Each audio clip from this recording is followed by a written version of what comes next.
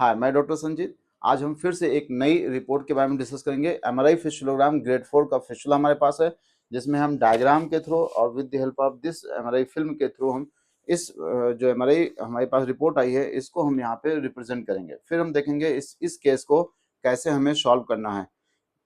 तो यहाँ पे पहले हम रिपोर्ट को पढ़ते हैं। An ill defined abscess with external opening is noted in the left ischial fossa in anterior aspect. यहाँ पे जो एब्सेस है वो एंटीरियर एस्पेक्ट में है। It measuring approx 14 into 9.9 into 1.16 mm in size. Multiple branching fistula tracts are arising from its. यानी यहाँ पे जो एक एब्सेस है वो ischial फोसा में है और इसमें से कई सारे ब्रांचेस निकल रहे हैं। One of the track is seen extending cranially piercing the external anal sphincter and abutting the anterior wall of the anal canal। यानी यहाँ से एक जो मेन ट्रैक निकल रहा है वो एनल कैनाल की तरफ गया है और ये anterior portion of the anal canal में जाके जुड़ने की कोशिश कर रहा है। 1 to 2 o'clock position approx 2.3 centimetre from the anal wall. तो ये हमारे पास रिपोर्ट है। अगर इस रिपोर्ट के हिसाब से अगर हम यहाँ पे एक डायग्राम बनाएं तो हमें क्या मिलता है। सबसे पहले हमने यहाँ पे बना रखा है, ये हमारा जो है ये एक्सियल सेक्शन होता है। जब भी आप किसी भी एमआरआई फिस्टुलोग्राम को डायग्राम के रूप में प्रेजेंट करेंगे तो आपके पास दो पिक्चर जरूर होनी चाहिए, एक एक्सियल सेक्शन, दूसरा कोरोनल सेक्शन, तीसरा एक और होता है सैजिटल सेक्शन। लेकिन हम यहाँ पे एक्सियल सेक्शन और कोरोनल सेक्शन में ही इसका पूरा डायग्राम यहाँ पे ड्रॉ करेंगे। तो ये हमारी एंटीरियर रीजन है, ये हमारा पोस्टीरियर रीजन है। यहाँ पे ये हमें एनल कैनाल है, ग्रीन कलर से यहाँ पे इंटरनल स्फिंक्टर, ब्लू कलर से एक्सटर्नल स्फिंक्टर। इंटरनल और एक्सटर्नल स्फिंक्टर के बीच के स्पेस को हम इंटरनल स्फिंक्टर की स्पेस कहते हैं। और यहाँ पे इसके बगल एक्सटर्नल स्फिंक्टर के लेफ्ट एंड राइट वाला जो रीजन होता है इसको हम इश्यूएनल या इश्यूरेक्टल फोसा कहते हैं। सेम इसी तरह यहाँ पे है, यहाँ पे ये पूरी एनल कैनाल है। एनल कैनाल की लेंथ लगभग 4 सेंटीमीटर की होती है। एनोरेक्टल जंक्शन से 1.5 सेंटीमीटर नीचे यानी 1.5 सेंटीमीटर नीचे अगर आए यहाँ पे हमें डेंटेट लाइन मिलती है और डेंटेट लाइन पे कुछ एनल ग्लैंड्स होती हैं जो इन्फेक्ट होती हैं और जहाँ से फिस्टुला का फॉर्मेशन बहुत कॉमन होता है। तो इस रिपोर्ट में मैं आपको दिखाएंगे कि इस रिपोर्ट के अनुसार जो यहाँ पे फिस्टुला का कॉज है वो एनल ग्लैंड ही इन्फेक्ट हुई हैं। कैसे हुई हैं अभी हम आपको दिखाते हैं। फिर जब हम एनल ग्लैंड से सॉरी डेंटेड लाइन से जब नीचे चलते हैं थोड़ा दूर लगभग 1.5 सेंटीमीटर और नीचे आते हैं तो यहाँ पे हमें हिल्टन लाइन मिलती है, व्हाइट लाइन ऑफ हिल्टन मिलती है। और जहाँ पे व्हाइट लाइन ऑफ हिल्टन खत्म हो वहीं होती है वहीं पे आपका इंटरनल स्फिंक्टर जाके वहीं पे खत्म होता है। तो अकॉर्डिंग टू ये हमारा जो है एनाटॉमिकल पोजीशन है। फिर हम देखते हैं कि अकॉर्डिंग टू रिपोर्ट कह रहा है कि इश्यूएनल फोसा में एक एब्सेस है, एंटीरियर साइड में है और उसका जो साइज है वो है 14 इंटू 9.9 इंटू 16 mm, ये इसका साइज है। फिर कह रहा है कि यहाँ से एक ट्रैक, यहाँ पे तो मल्टीपल ब्रांचेस हैं, कौन सी ब्रांच किधर गई है रिपोर्ट में नहीं बताया, लेकिन उन्होंने कहा कि यहाँ पे बहुत सारी ब्रांचेस हैं लेकिन एक ब्रांच निकलकर एंटीरियोलेटरल एंटीरियर साइड में गई है और 1 से 2 o'clock के बीच में ये एनल कैनाल में जाके मर्ज कर रही है। तो यानी ओवरऑल यह इसका जो है ये इसका क्लिनिकल प्रेजेंटेशन होगा। फिर अगर हम इसको एक्सियल सेक्शन में देखें तो यहाँ पे ये लेफ्ट पार्ट है, ये राइट पार्ट है, यानी एनल कैनाल के लेफ्ट साइड में यहाँ पे एक इश्यूएनल फोसा में एब्सेस है। ये एब्सेस जो है ये हमारा डेंटेट लाइन पे जाके ये ओपन हो रहा है, क्योंकि अकॉर्डिंग टू एमआरआई रिपोर्ट और इसके एक्सटर्नल ओपनिंग जो है वो कहाँ पे है 1-2 o'clock पे है। अकॉर्डिंग टू एमआरआई रिपोर्ट कह रहा है कि जो इसकी इंटरनल ओपनिंग है वो एनल वर्ड से कितना दूरी है 2.3 सेंटीमीटर। अब अगर आप 2.3 सेंटीमीटर देखिए तो हमने पढ़ा था कि एनल वर्ड से हिल्टन लाइन की दूरी कितनी होती है 0.8 सेंटीमीटर, 0.8 सेंटीमीटर। और हिल्टन लाइन से डेंटेट लाइन की जो लेंथ होती है वो होती है 1.5 सेंटीमीटर। अगर हम दोनों को जोड़ दिया जाए तो total length from the anal verge जो डेंटेट लाइन आएगी वो कहाँ आएगी, वो 2.3 centimetre away from anal verge आएगी। यानी अकॉर्डिंग टू एमआरआई रिपोर्ट, जो एमआरआई रिपोर्ट कह रही है कि इंटरनल ओपनिंग जो है वो डेंटेट लाइन पे है। क्यों? क्योंकि इंटरनल ओपनिंग एनल वर्ज से 2.3 सेंटीमीटर पे है। यानी इस बीमारी का जो कॉज है वो एनल ग्लैंड इन्फेक्ट हुई है। एनल ग्लैंड के इन्फेक्शन की वजह से ये फिस्टुला हमें बना हुआ है। तो हमें इस बीमारी का कॉज पता चल गया, क्योंकि हमें अकॉर्डिंग टू हमारी रिपोर्ट ये पता चल रहा है कि जो इंटरनल ओपनिंग है वो एनल वर्ड से 2.3 सेंटीमीटर है। इससे ये पता चलता है कि एनल ग्लैंड इन्फेक्ट हुई होगी, तभी इस बीमारी इस पेशेंट को फिस्टुला बना हुआ। तो जैसा कि हम जानते हैं कि 70 से 80% हमारी बॉडी में फिस्टुला का जो कॉज होता है वो एनल ग्लैंड के इन्फेक्शन होता है। तो यहाँ पे ये रूल यहाँ पे फॉलो होता है। दूसरा, अगर हम इस सेक्शन में आए तो हम देखते हैं कि जो इंटरनल ओपनिंग है वो कहाँ पे, एक्सटर्नल ओपनिंग 1 to 2 o'clock पे है और ठीक इंटरनल ओपनिंग भी 1 to 2 o'clock पे है। तो अगर हम देखें और इसकी जो लेंथ है एनल वर्ड से वो 3.75 सेंटीमीटर। अगर हमने गुडसॉल रूल में पढ़ा था कि अगर कोई भी फिशुला का ट्रैक एनल एनल कैनाल से, अगर हम एक ड्रॉ करें, एक ऐसे एक एक कर्वीलिनियर ट्रैक अगर हम यहाँ पे ड्रॉ करें और इसकी लेंथ अगर 3.75 सेंटीमीटर से, अगर उस फिशुला ट्रैक की इंटरनल ओपनिंग इसके अंदर है, सॉरी एक्सटर्नल ओपनिंग इसके अंदर है, तो ट्रैक कैसा होगा, बिल्कुल सीधा होगा, स्ट्रेट होगा। तो ये गुडसॉल रूल को भी फॉलो कर रहा है और जैसा कि हम जानते हैं एनल ग्लैंड के इन्फेक्शन में जो 70-80% फिशुला बनते हैं वो भी यहाँ फॉलो हो रहा है। तो ये जो केस है हमारा, ये गुडसॉल रूल को फॉलो कर रहा है। अब पहले हम इसका जो यहाँ हमने ग्रामेटिक प्रेजेंटेशन किया, अब हम जरा इसमें फिल्म में देखते हैं कि फिल्म में भी यही चीज दिखाई दे रही है कि नहीं दिखाई दे रही है। यहाँ पे देखे, ये चूंकि ये फीमेल पेशेंट है, तो यहाँ पे सबसे पहले हम यहाँ पे इसका नॉर्मल एनाटॉमिकल स्ट्रक्चर देखेंगे। सबसे पहले हम देखते हैं यहाँ पे बैकबोन। देखिए यहाँ पे ये सैक्रम का फर्स्ट, सैक्रम का second, sacrum 3, sacrum 4, sacrum 5 segment और लास्ट में कॉकिक्स। जहाँ पे सैक्रम का थर्ड सेगमेंट होता है वहीं से आपकी रेक्टम की शुरुआत होती है और जहाँ पे कॉकिक्स आके खत्म होता है वहीं पे आपका ये आपका last part of the rectum होता है। फिर यहाँ से एनल कैनाल ऐसे होती है, ये आपकी एनल कैनाल है।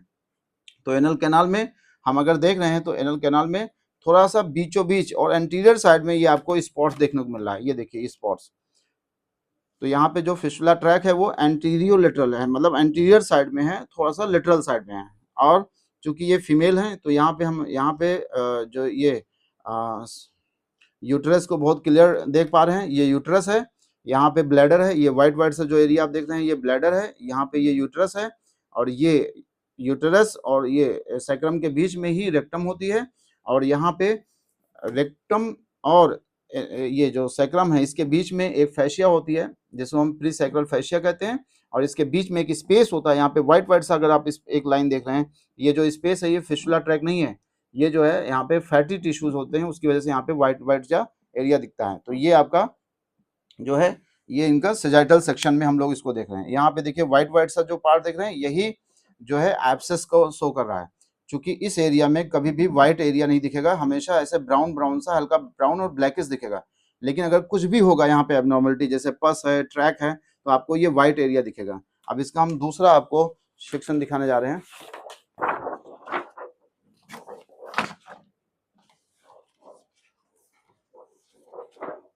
यहाँ पे देख सकते हैं, यहाँ पे मैंने पहले डायग्रामेटिक प्रेजेंटेशन किया, ये तब ये वाली जो फिल्म है ये डाई डालने के बाद की है। यहाँ पे देखिए, यहाँ पे जो फिशुला ट्रैक है इसमें आपको बहुत क्लियर कट दिख रहा है ना, बहुत सारे मल्टीपल ब्रांचेस, देखिए साफ साफ दिख रहा है, मल्टीपल ब्रांचेस हैं। और कहाँ पे है, एनल कैनाल के एंटीरियर साइड में है। ये आपकी बैकबोन हो गई, ये यूट्रस हो गया, ये ब्लैडर हो गया, ये आपकी रेक्टम आ रही है और ये एनल कैनाल है। तो यहाँ पे देखिए मैंने पिक्चर किया है, यहाँ पे ये यूट्रस है, ये ब्लैडर है, ये अभी एनल, ये आपकी रेक्टम और एनल कैनाल है और यहाँ पे व्हाइट व्हाइट सा जो स्पॉट आप देख रहे हैं वही आपका जो है ट्रैक को शो कर रहा है। और ये वाला जो देख रहे हैं, ये वाला एरिया, ये वाला ये आपका जो है प्यूबिक सिम्फाइसिस है, ये जो है ये प्यूबिक सिम्फाइसिस है। यहाँ पे जो मेरे नाखून है उसके जस्ट आगे वाला पार्ट, ये आप प्यूबिक सिम्फाइसिस देख रहे हैं। ठीक है, अब मैं इसका आपको दूसरा फिल्म दिखाता हूँ। ये जो है यहाँ पे ये देख सकते हैं, ये इसका एक्सियल सेक्शन है। एक्सियल सेक्शन हम कैसे पहचानते हैं, सबसे पहले एक्सियल सेक्शन में हम यहाँ पे देखिए, जैसे ये क्या है, इस्चियल ट्यूबरोसिटी है, ये वाली बोन देखिए, इन दोनों के बीच में देखिए ये इस्चियल ट्यूबरोसिटी है, ये ग्लूटियस मैक्सिमस है। ग्लूटियस मैक्सिमस आपको मैं क्लियर दिखाता हूँ। यहाँ पे ये वाली बोन, ये मसल जो आप देख रहे हैं यहाँ पे, ये ग्लूटियस मैक्सिमस है। इसमें थोड़ा कम क्लियर आ रही है, मैं दूसरे में दिखाने की कोशिश करता हूँ।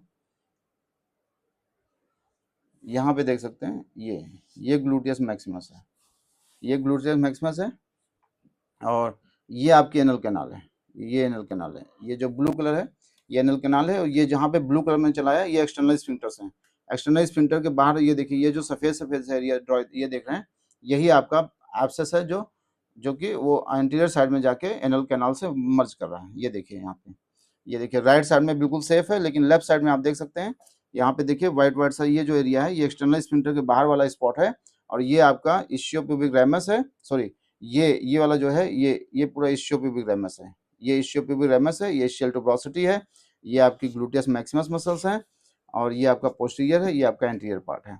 तो यहाँ पे देखिए ये लेफ्ट साइड में, एंटीरियर साइड में ये आपको व्हाइट व्हाइट सा स्पॉट दिख रहा है, तो ये आपको with the help of film आप कई बार आप फिस्टुला ट्रैक को खुद भी डिटेक्ट कर सकते हैं। कई बार जो रेडियोलॉजिस्ट होते हैं 60% तो ये रिपोर्ट ऑथेंटिक होती है, कई बार उसमें कुछ ना कुछ मिस्टेक्स आती हैं।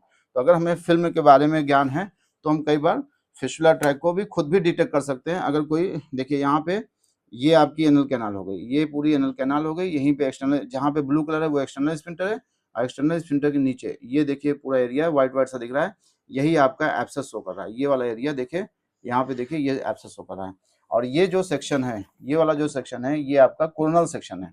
यहाँ पे कोरोनल सेक्शन जब आपको इस तरह दिखने, देखिए यहाँ पे ये देखिए ये वाला एरिया है, देखिए ये ऐसा दिख रहा है, ये कोरोनल सेक्शन में आता है। ये जो इस तरह का अगर पिक्चर है तो ये कोरोनल सेक्शन में आएगा। यहाँ पे आपको इस्चियल टुबरोसिटी जो है बहुत क्लियर नहीं दिखाई देगी। इस्चियल टुबरोसिटी आपको कब दिखेगी, जब आप एक्सियल सेक्शन में देखेंगे। तो ये ओवरऑल हमारा डायग्नोस्टिक प्रेजेंटेशन था, ये हमारी फिल्म थी। अब इसका ट्रीटमेंट का सबसे बेस्ट तरीका है, यहाँ पे हम एक वाइड विंडो बनाएंगे, क्योंकि पूरा एब्सेस आपका बहुत नज़दीक है, क्योंकि 1.1 सेंटीमीटर, 0.9 सेंटीमीटर, 1.6 सेंटीमीटर, तो एब्सेस बहुत बड़ा नहीं है। अगर हम यहाँ पे बड़ा सा यहाँ पे आर्टिफिशियल विंडो बना दें, जहाँ पे एक्सटर्नल ओपनिंग थी उसको थोड़ा वाइड करके एक क्षार सूत्र यहीं से सीधे लाइगेट कर दें, तो ये केस बहुत ही आसानी में ठीक हो जाएगा। और हुआ भी था ये केस लगभग 1 से 1.5 महीने में हमने इसको क्षार सूत्र भी द्वारा ट्रीट किया था, और ये रिपोर्ट भी हम देख सकते हैं कि इसका जो डेट थी यहाँ पे देख सकते हैं, ये 26/11/2024 में इसकी रिपोर्टिंग हुई थी, और लगभग 1 से 1.5 मंथ में ये पेशेंट पूर्ण रूप से ठीक हुआ था विद द हेल्प ऑफ क्षार सूत्र। बस इसमें एक ही था, यहाँ पे हमने आर्टिफिशियल जो एक्सटर्नल ओपनिंग थी उसको ज़्यादा वाइड कर दिया था ताकि ड्रेनेज अच्छा मिले, और उसके बाद यहाँ से प्रोबिंग करके, ट्रैक बहुत छोटा था, सीधा था, तो प्रोबिंग करके 1 to 2 o'clock पे इसकी इंटरनल ओपनिंग मिली थी, क्षार सूत्र लाइगेट किया, और लगभग 1 से 1.5 महीने में ये पूर्ण रूप से ठीक हो गया। देखिए फिस्टुला ट्रैक को ठीक करने के लिए 3-4 चीज़ों का ध्यान रखना होता है। पहला तो इंटरनल ओपनिंग आपको सर्च करना ही करना है, क्योंकि इंटरनल ओपनिंग जो होता है वो क्या होता है, सोर्स ऑफ इन्फेक्शन होता है। दूसरा, आपको एक एक्सटर्नल ओपनिंग को ध्यान ये रखना पड़ता है कि जहाँ पे एक्सटर्नल ओपनिंग बनी है, क्या यहाँ से 100% ड्रेनेज मिलेगा कि नहीं मिलेगा। अगर आपको एक्सटर्नल ओपनिंग से ड्रेनेज नहीं मिल रहा है तो आपको एक आर्टिफिशियल विंडो बनाना पड़ेगा। मान लेते हैं यही एक केस है, इसी केस में अगर यहाँ पे ये इंटरनल ओपनिंग यहाँ पे ना होकर इंटरनल ओपनिंग 6 o'clock पे होती, तो आप इसको केवल एक क्षार सूत्र लाइगेट करके नहीं सही कर पाते, फिर आपको क्या करना पड़ता है, यहाँ पे एक आपको 6 o'clock पे एक विंडो अलग से बनाना पड़ता है। यहाँ पे 2 क्षार सूत्र लाइगेट होता है, 1 o'clock से 6 o'clock विंडो, और विंडो टू 6 o'clock, तब जाके ये केस सही होता है। तो पहला तो इंटरनल ओपनिंग सर्च करना है, दूसरा एक ऐसा आपको विंडो या एक्सटर्नल ओपनिंग देखना है जहां से मैक्सिमम ड्रेनेज प्राप्त हो, और तीसरा सुबह शाम आपको फिस्टुला ट्रैक को क्लीन करना है। जैसे इस तरह की डिवाइस है, इसमें एक्सटर्नल ओपनिंग बाहर होती है, हमने इसमें कोई भी एंटीसेप्टिक सोल्यूशन लिया, जात्यादि पहलवान जो आपको यूज करना ले लीजिए, और फिस्टुला ट्रैक में ऐसे रोज इसको 2 से 3 बार क्लीन कराइए, तो आप देखिएगा आपका फिस्टुला बहुत तेजी से हील होना शुरू हो जाएगा, और पेशेंट को ना तो ज्यादा दर्द होगा, ना तो ज्यादा पस बनेगा। सबसे ज्यादा इंपॉर्टेंट है रिकरेंस रेट जो फिस्टुला में है वो आपका बहुत मिनिमाइज हो जाएगा। अभी 10 साल की प्रैक्टिस में मैंने लगभग, अगर मैंने कम से कम 5,000 केसेस किए होंगे, तो 3-4 ही केस में मैंने रिकरेंस रेट देखा है, अदरवाइज रिकरेंस रेट बहुत मिनिमाइज किया जा सकता है अगर इन 3 चीजों का ध्यान किया जाए तो। धन्यवाद।